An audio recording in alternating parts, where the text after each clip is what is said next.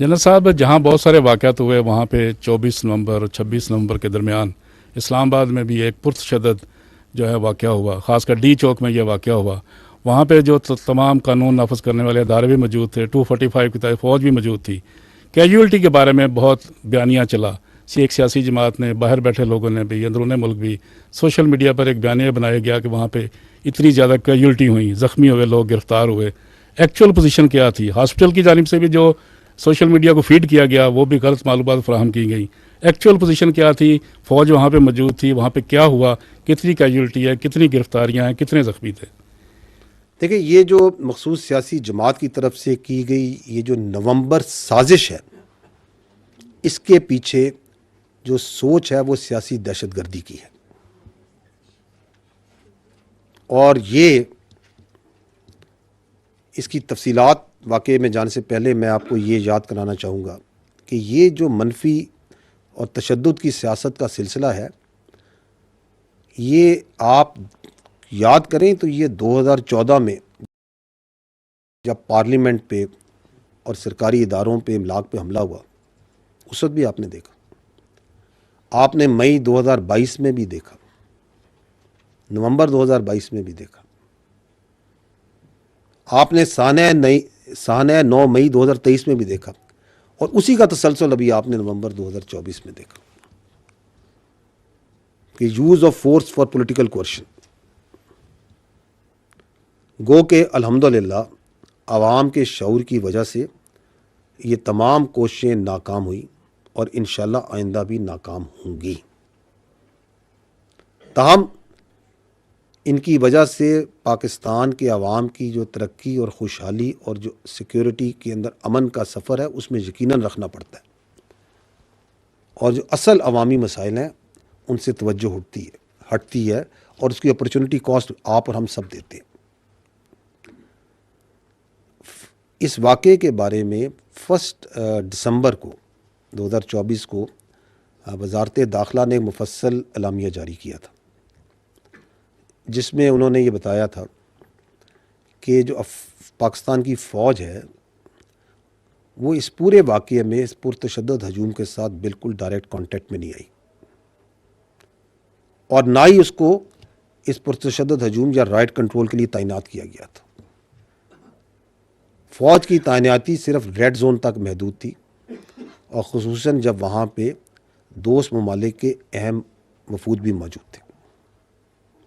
वज़ारत दाखिला ने अपने एलामिये में ये भी वाज़ेह किया कि जो सियासी क़यादत थी इस इंतशारी हजूम के, उसके मुसल्लह गार्ड्स और इन एहतजाजियों में जो कुछ लोग जो आतिशी असले के साथ थे, उन्होंने यकीनन फायरिंग की। और आपने, हमने, सब ने मीडिया पर, सोशल मीडिया पे वो आतिशी असले देखा भी, और भी बहुत तरह के हथियार देखे जो उनके साथ, जिनसे वो मुसल्लह थे। और ये बात भी वाज़ेह की वज़ारत दाखिला ने कि जो सिक्योरिटी नाफज करने वाले इदारे जो वहाँ पे तैनात थे, उनको आतिशी असला दिया ही नहीं गया था। और जब वो सियासी क़यादत वहाँ से भागी, मफरूर हुई, तो आपने देखा कि एक पहले से तैयार शुदा सोशल मीडिया कंटेंट और फेक कंटेंट को बड़ी स्पीड के साथ डाला गया, जिसका मकसद ये था कि बेबुनियाद इल्ज़ामात लगाए जाएं, ताकि ये जो बेमानी हंगामा रही है और ये सियासी जगह सही है, इससे एक तो तवज्जो उठाई जाए, और जो पहले से जारी शुदा सियासी इंतशार और माशरे में खलकशार है उसको मज़ीद बढ़ाया जाए। देखिए, कानून जो आइन है हमारा, और कानून है, ये बिल्कुल इजाज़त देता है कि आप पुरअमन एहतजाज करें। आज़ादी हक़, जो आपकी आज़ादी है इज़हार राय है, उसका हक़ भी देता है। लेकिन ये तमाम जो हकूक़ हैं ये किसी कायदे में और किसी क़यूद के तहत हैं। अगर आप कीलों से लगे डंडे लेकर, आतिशी असला लेकर, टीयर गैस शेल लेकर धावा बोलते हैं, पुलिस और रेंजर्स पर हमले करते हैं, उनको शहीद करते हैं, تو یہ سیاسی احتجاج نہیں، یہ سیاسی دہشت گردی ہے، اور اس کو کوئی قانون اس کی اجازت نہیں دیتا۔ اگر ہم مسلح جتھوں کو لے کر وفاق پر حملہ آور ہو جائیں اور اس کو سیاست مان لیں، تو کل کوئی بھی گروہ، کوئی دہشت گرد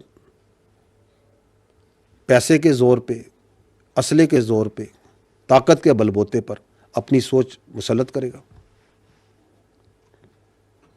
سوال جو ہے وہ لارجر کوشچن یہ ہے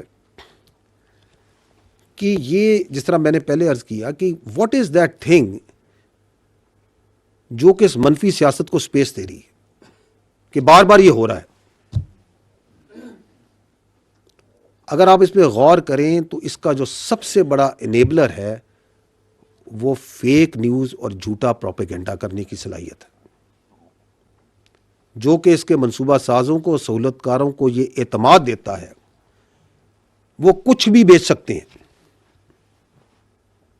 آپ کے سامنے ہے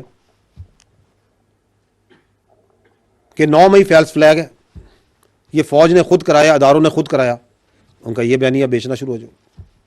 اور ابھی 26 نومبر کو بیسوں نہیں تو سینکڑوں نہیں تو ہزاروں ان کے جو احتجاجی ہیں وہ شہید ہو گئے۔